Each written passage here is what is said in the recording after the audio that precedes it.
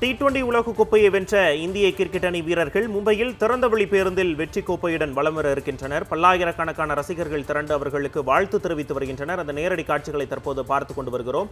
இது பற்றிய விரிவான தகவல்களை தருவதற்காக நமது செய்தியாளர் மீனா நம்முடைய இணைந்திருக்கிறார். வணக்கம் மீனா, கூடுதல் விவரங்களை சொல்லுங்க. முரசொலி இந்திய கிரிக்கெட் உலகம் இதைவிட ஒரு மிகப்பெரிய கொண்டாட்டத்தை சந்தித்திருக்காது என்றுதான் குறிப்பிட வேண்டும்.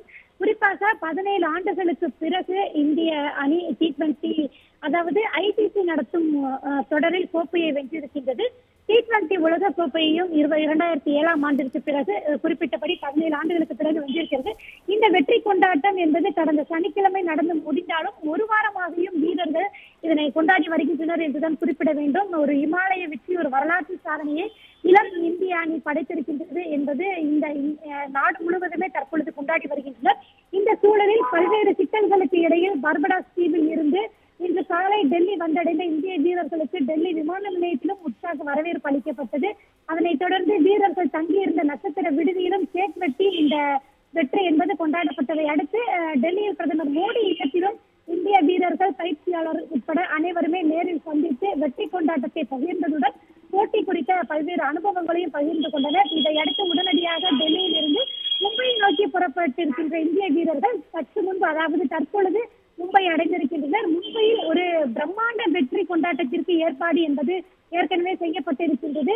இந்திய வீரர்கள் அனைவருமே திறந்தவெளி பேருந்தில், அதாவது ஒரு ஊர்வலமாக அழைத்து செல்லப்பட்டு வான்கடை மைதானம் முழுவதும் வலம் வந்து பல்லாயிரக்கணக்கான ரசிகர்களுடன் இந்த வெற்றியை கொண்டாடும்படி இந்த கொண்டாட்ட ஏற்பாடு என்பது ஏற்படுத்தப்பட்டிருக்கின்றது. கிட்டத்தட்ட வான்கடை மைதானத்தில் மட்டும் 80,000 ரசிகர்களுக்கு மேல் காத்துள்ள நிலையில் மும்பை முழுவதுமே இந்த வெற்றி கொண்டாட்டம் என்பது நீடித்திருக்கின்றது. அனைத்து சாலைகளிலும், அதாவது இந்த வான்கடை மைதானத்திற்கு வரக்கூடிய சாலைகள் அனைத்துமே ரசிகர்கள் தலையால் சூழ்ந்திருக்கின்றது என்றுதான் குறிப்பிட வேண்டும். குறிப்பாக வீரர்களை அழைத்து வர இருக்கின்ற இந்த திறந்தவெளி வாகன பேருந்து என்பது சாம்பியன்ஸ் என்று குறிக்கப்பட்ட வீரர்களை புகைப்படத்துடன் சிறப்பு பிரத்யேகமாக உருவாக்கப்பட்டிருக்கின்றது. இந்த பேருந்து முழுவதுமே ரசிகர்கள் சூழ்ந்து, வீரர்கள் வருவதற்கான பேருந்தை சுற்றிலும் சூழ்ந்து தங்களுக்கான ஆதரவையும் தங்கள் கொண்டாட்டத்தையும் வார்த்தைகளால் சொல்ல முடியாத அளவிற்கு வெளிப்படுத்தி வருகின்றனர். மும்பை முழுவதுமே தற்பொழுது ஒரு வெற்றி கொண்டாட்டத்தில் ஈடுபட்டிருக்கின்றது.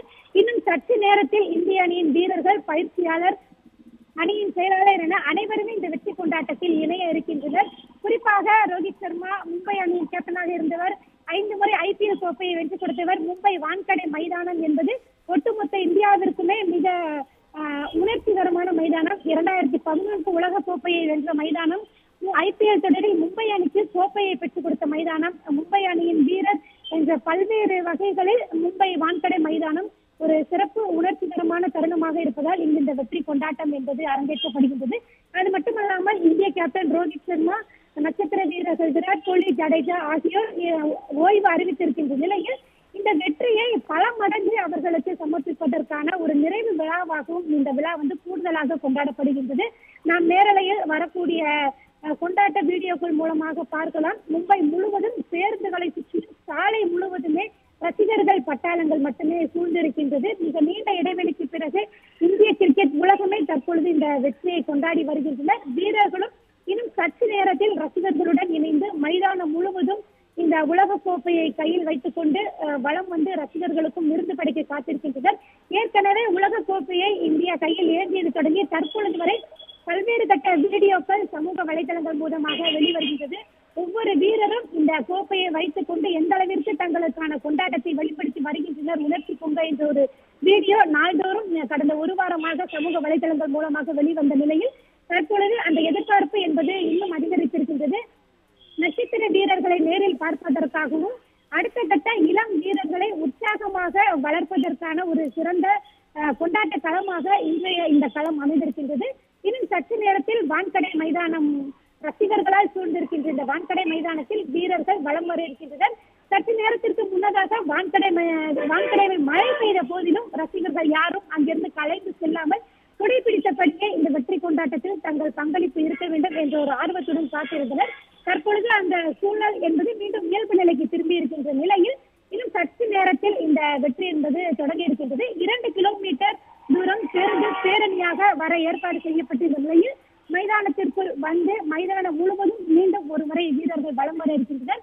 நிச்சயமாக இந்த தருணம் 2011 உலக கோப்பையை நினைவுபடுத்த உற்சாகப்படுத்தும் என்றுதான் குறிப்பிட வேண்டும். தோனி தலைமையில் இந்தியா ஒருநாள் உலக கோப்பையை வென்ற போது சச்சினை வழி அனுப்பும் விதமாக மைதானம் முழுவதும் வீரர்கள் வலம் வந்தனர். தற்பொழுது அதைவிட பல மடங்கு எதிர்பார்ப்புகளுடனும் ரசிகர்களின் ஆதரவுடனும் இந்திய வீரர்களின் இந்த திறந்தவெளி வாகன பேருந்து பயணமும் மைதான சுற்றி வரக்கூடிய கொண்டாட்டங்கள் என்பதும் அடுத்தடுத்து இன்னும் சற்று நேரத்தில் நிகழவிருக்கிறது.